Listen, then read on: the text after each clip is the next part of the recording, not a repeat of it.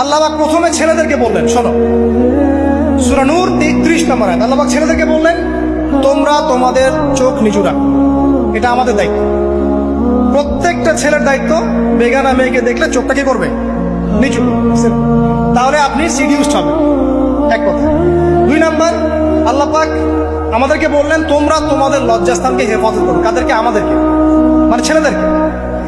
প্রথমে আল্লাহ পাক ছেলেদেরকে বললেন, চোখ নিচু করে রাখো, লজ্জাস্থানে হেফাজত করো। ঠিক আছে? সূরা বানী ইসরাঈল আল্লাহ পাক বললেন, জিনার ধারের কাছেও যেও না, ধারের কাছেও যেও। আল্লাহ পাক আরো বললেন, যদি কেউ জিনা করে ফেলে, সূরা নূরে, তাহলে তাকে 100টা বেত্রাঘাত করতে হবে। কয়টা? 100টা, এবং 1 বছরের জন্য তাকে বহিষ্কার করতে হবে।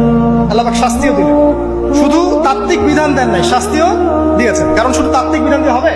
আমি যদি ওয়াজ করে বেড়াই, ভাই মদ খায় না, মদ খায় না, কোনো শাস্তি না অ্যাপ্লাই করি, তাহলে কি মদ ছাড়বে মানুষ?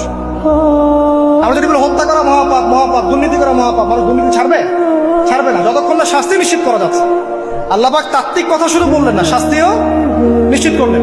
তারপর আল্লাহ পাক আরো বললেন, যদি বিবাহিত কোনো ব্যক্তি ব্যভিচার করে, তাহলে তাকে রজম করতে হবে, মাটিতে পুঁতে তাকে পাথর নিক্ষেপ করে হত্যা করে। ঠিক আছে? শাস্তি।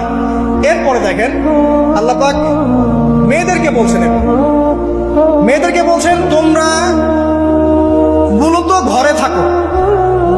যদি বাইরের পরিবেশ তোমাদের অনুকূলে না থাকে, তোমরা ঘরে অবস্থান করো। ওয়াকরনা ফি বুয়ুতিকুন্না ওয়ালা তাবাররুজনা তাবাররুজাল জাহিলিয়াতিল উলা। তোমরা মূলত ঘরে থাকো। জাহিলি যুগে মেয়েরা যেভাবে নিজেদেরকে প্রদর্শন করে বেড়াতো, এই কাজটা তোমরা করো না। যদি করো তাহলে সমাজে বেহায়াপনা, ফাহিশা বেড়ে যাবে, তোমরা নিজেরাই ক্ষতিগ্রস্ত হবে, যেটা ওরা হচ্ছে এখন। আচ্ছা, এরপর আল্লাহ পাক আরো বললেন, হে নবী, আপনি আপনার স্ত্রী এবং মুমিন নারীদেরকে বলেন, তারা যদি বাহিরে যায় যেন জিলবাব দিয়ে তাদের পুরো বক্ষ দেশটাকে ঢেকে নেয়। তাহলে পোশাকের সংস্কৃতির শেকড় কোত্থেকে শিখবো? আমি কোত্থেকে শিখবো? আল্লাহ পাক কর্তৃক নাজিলকৃত সর্বশেষ ঐশী গ্রন্থ থেকে শিখবো নাকি?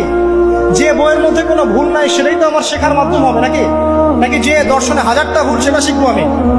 আল্লাহ পাক এখানে বলছেন, মুমিন নারীদেরকে বলো, বাইরে গেলে পরে তারা যেন জিলবাব দিয়ে, কাপড় দিয়ে সুন্দর করে বক্ষদেশ ঢেকে রাখে। বোরখার কথা এখানে নাই শব্দে। ঠিক আছে? ঢেকে রাখা ঢিলে ঢালা পোশাকের কথা এসেছে। আচ্ছা, আসেন, আল্লাহ পাক আরো বললেন যে তোমরা অমুক অমুক অমুক অমুক, যেমন আপনার বাবা, আপনার ভাই, আপনার এই যে সন্তান, এই যে মাহারাম যারা আছে, এদের সামনে ছাড়া অন্যদের সামনে যখনই যাবে, তোমরা কিন্তু হিজাব অবলম্বন। আল্লাহ পাক হিজাবের বিধান দিলেন, চক্ষু নিচু করতে বললেন, লজ্জাস্থানের হেফাজত করতে বললেন, এবং যদি এর পরেও কেউ ভুল করে ফেলে, তাহলে আল্লাহ পাক শাস্তির কথা বললেন। আল্লাহ পাকের সিস্টেমটা সুন্দর হলো না? এই সিস্টেমটা নবী সাল্লাল্লাহু আলাইহি ওয়াসাল্লাম অ্যাপ্লাই করলেন, সমাজ থেকে সমস্ত জেনা ব্যভিচারের ভিত্তি উঠে চলে। সুবহানাল্লাহ বলবেন না?